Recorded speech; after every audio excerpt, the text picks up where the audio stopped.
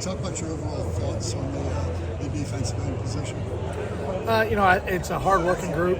I think we've gotten better progressively as spring has gone on, really throughout the whole winter workouts, and then through spring. Every day I feel like they've taken the field with a purpose, and they work hard. And you have that kind of mindset and that mentality, you have a chance to be pretty good. Is Marvin starting to see the light come on a little bit more as far as what you guys are asking him to do? Yeah, Marvin's gotten better. Really, I think with every practice we've had, he's got some natural ability to him, and he's starting to feel comfortable within the defense, and he's starting to play fast and be productive and make plays. Overall, all those newcomers, is there some paralysis by analysis trying to do it right instead of just playing ball? I think there's just that whole learning curve that the guys will go through.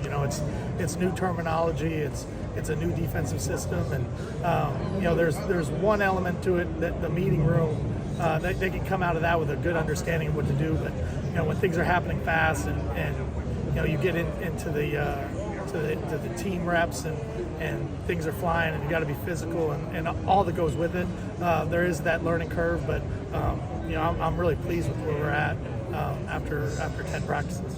Sione is a guy who's played a lot of college ball. What does he bring to the group, and what does he kind of show from a maturity standpoint? He brings a consistent work ethic, and I think that's kind of reflective of who he is. Every day he shows up. Every day he works hard in the meeting room, takes notes. Every day when he comes to the practice field, he's got a focus to him, and I think that is a reflection of his maturity. But I think more than anything, that's just who he is, and one of the things that we love that he's bringing to our team.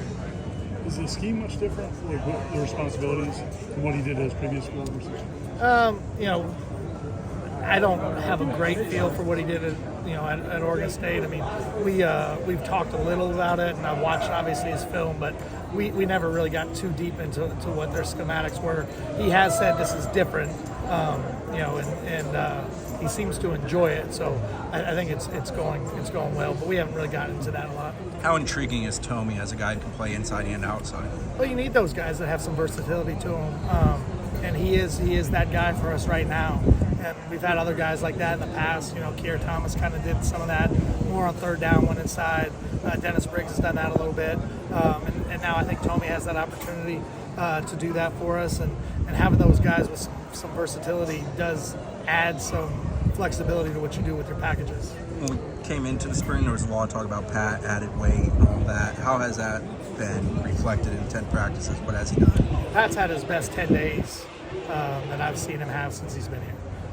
He's playing fast. He's playing confident. He's growing, as a person and as a player. And I'm really excited about the direction he's headed. It seems like you're doing some different things with him in scheme. Not to get too detailed, are you? Well, I don't know as much different, but he's kind of at level 3 or 4, where other guys are kind of still at level 1 or 2 in terms of their development. So he's able to kind of take his game to a little bit different level, and that's what you want. When a guy's been in your program as long as he has, you hope that you can kind of take that next step with him, and he's done a really good job with it. What's Marvin like as just getting to know him as a person?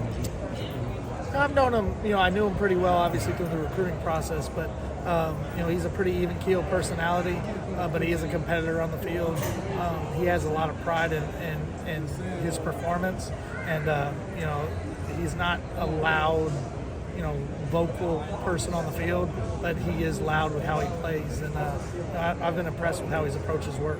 How has Byron handled 3 new guys coming in the room and the shuffling of the deck, basically? Good. I mean, he just comes, he works. I think Byron's had his best overall semester that he's ever had here. And that's in every way. That's in the weight room. That's academically. That's, with the work that he's putting on the field. So, I think he's responding in the way that we want a guy to respond. That, at this level, especially in this day and age of college football, the deck does get shuffled every year.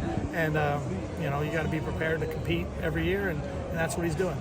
We're starting to see more of Lamont Green and also Hester. They're young in their development, I guess. Yeah, Aaron's really had a good spring. He's been impactful when he's been in there. He's made the incremental growth that you want him to make going into this now is going to be his 3rd year. So I've been pleased with that. Boots, Lamont keeps working.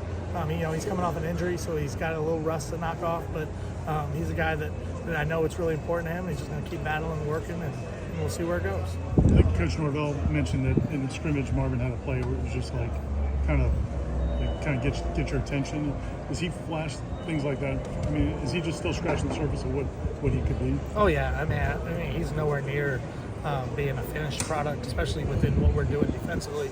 But he does. He has that flash play ability, and you see enough where you're like, okay, if we can get everything kind of all tied together here in the next 4 or 5 months, he's going to be a really good player for us. We don't talk much about your specialists, but you got 2 veterans coming back. What have you seen from your kicker and punters? Some real maturity. Both of them have had really good moments this spring, and really both of them have days that they would like to probably have back. But I think the thing that is reflective of their maturity is that in both cases, when they've had days that they weren't really pleased with, they came back the next day and may have had their best days. And that is maturity. You don't let yourself get into a rut. You don't let yourself get in a hole. You have a bad day, you put it away, you move on. And they're good enough and they're experienced enough to know how to make the corrections. Return man option, so you feel confident you guys have answers there, obviously replacing people? Yeah, I feel really good about where we're at in the return game. I think we got some explosive playmakers back there. And I think it could be pretty exciting for us. Is Jalen a guy who can wear a hat and do both kicks and punt returns? Jalen could do both. Yep, Jalen could do both. And he's done a nice job back there so far. And you get the ball in his hands enough. He's an explosive guy that's going to make some plays. How much are you trying to develop the rest of the special teams in the spring? Oh, that's a huge critical part of it. And especially in today's era of college football where you have so much turnover from year to year, there is nothing from a fundamental standpoint that you can take for granted. There's a bunch of guys that are hearing things for the first time, and for us, the foundation of everything we do is in our special teams fundamentals. So that growth and that development is critical for everybody, whether they're going to be a key special teams player or not, because those core fundamentals are what allows you to be a good player on offense and defense as well.